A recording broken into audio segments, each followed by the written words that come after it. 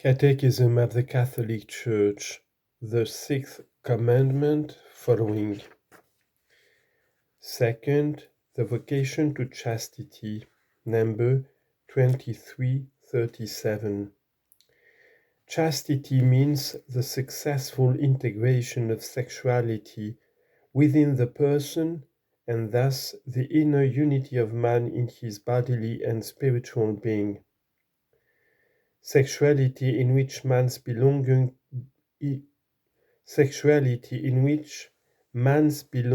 to the bodily and biological world is expressed, becomes personal and truly human when it is integrated into the relationship of one person to another in the complete and lifelong mutual gift of a man and a woman. The virtue of chastity therefore involves the integrity of the person and the integrality of the gift.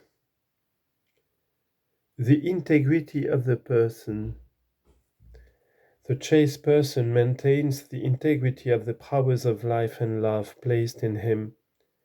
This integrity ensures the unity of the person. It is opposed to any behavior that would impair it. It tolerates neither a double life nor duplicity in speech. Chastity includes an apprenticeship in self-mastery, which is a training in human freedom.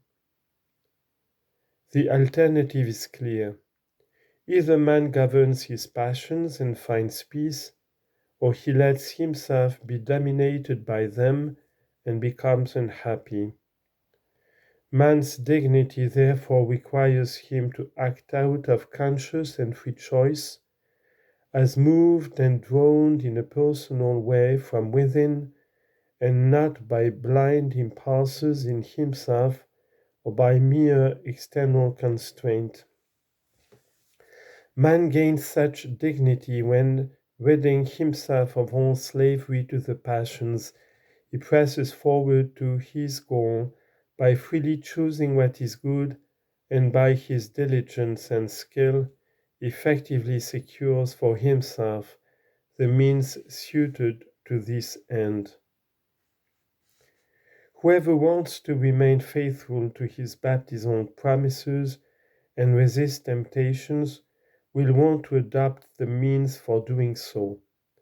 Self-knowledge, practice of an ascesis adapted to the situations that confront him, obedience to God's commandments, exercise of the moral virtues, and fidelity to prayer. Indeed, it is through chastity that we are gathered together and led back to the unity from which we were fragmented into multiplicity, as said St. Augustine. The virtue of chastity comes under the cardinal virtue of temperance, which seeks to permeate the passions and appetites of the senses with reason. Self-mastery is a long and exacting work. One can never consider it acquired once and for all. It presupposes renewed effort at all stages of life. The effort required can be more intense in certain periods, such as when the personality is being formed during childhood and adolescence. Chastity has laws of growth which progress through stages marked by imperfection and too often by sin. Man, day by day, builds himself up through his many free decisions, and so he knows, loves, and accomplishes moral good by stages of growth. Chastity represents an eminently personal task. It also involves a cultural effort, for there is an interdependence between personal betterment and the improvement of society. Chastity presupposes respect for the rights of the person, in particular the right to receive information and an education that respect the moral and spiritual dimensions of human life. Chastity is a moral virtue. It is also a gift from God, a grace, a fruit of spiritual effort. The Holy Spirit enables one whom the water of baptism has regenerated to imitate the purity of Christ. The integrality of the gift of self. Charity is the form of all the virtues. Under its influence, chastity appears as a school of the gift of the person. Self-mastery is ordered to the gift of self. Chastity leads him who practices it to become a witness to his neighbor of God's fidelity and loving kindness. The virtue of chastity blossoms in friendship. It shows the disciple how to follow and imitate him who has chosen us as his friends,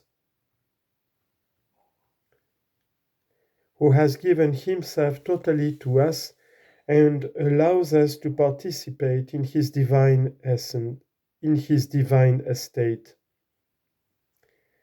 Chastity is a promise of immortality. Chastity is expressed notably in friendship with one's neighbor.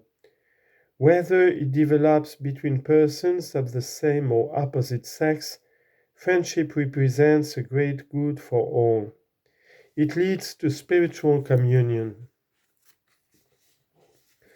The various forms of chastity. All the baptized are called to chastity. The Christian has put on Christ, the model for all chastity. All Christ's faithful are called to lead a chaste life in keeping with their particular states of life. At the moment of his baptism, the Christian is pledged to lead his affective life in chastity. People should cultivate chastity in the way that is suited to their state of life. Some profess virginity as consecrated celibacy, which enables them to give themselves to God alone with an undivided heart in a remarkable manner. Others live in the way prescribed for all by the moral law, whether they are married or single. Married people are called to live conjugal chastity. Others practice chastity in continence. Quote from St. Ambrose: "These are three forms of the virtue of chastity.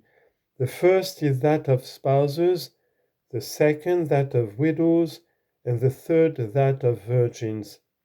We do not praise any one of them to the exclusion of the others. This is what makes for the richness of the discipline of the Church." End of quote. Those who are engaged to marry are called to live chastity in continence. They should see in this time of testing a discovery of mutual respect, an apprenticeship in fidelity, and the hope of receiving one another from God. They should reserve for marriage the expression of affection that belongs to married love. They will help each other grow in chastity. Offenses against chastity. Lust is disordered desire for an inordinate enjoyment of sexual pleasure. Sexual pleasure is morally disordered when sought for itself, isolated from its procreative and unitive purposes. By masturbation is to be understood the deliberate stimulation of the genital organs in order to derive sexual pleasure. Both the magisterium of the Church in the course of a constant tradition and the moral sense of the faithful have been in no doubt and have firmly maintained that masturbation is an intrinsically and gravely disordered action. The deliberate use of the sexual faculty for whatever reason outside of marriage is essentially contrary to its purpose. For here, sexual pleasure is sought outside of the sexual relationship, which is demanded by the moral order, and in which the total meaning of mutual self-giving and human procreation in the context of true love is achieved.